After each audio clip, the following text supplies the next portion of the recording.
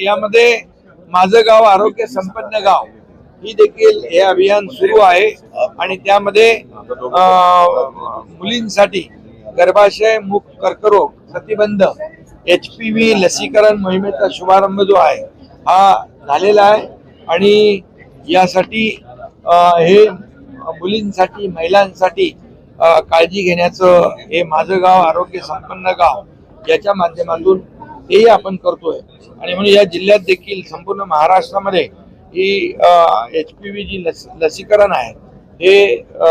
आपण दिल्यामुळे याला प्रतिबंध मिळेल, प्रतिबंध होईल आणि आजार होऊ नये किंवा त्याचं डायग्नोसिस तात्काळ झालं पाहिजे यासाठी देखील मोठ्या प्रमाणावर डायग्नोसिस सेंटर जे आहे आपल्या फिरत्या दवाखाना आहे,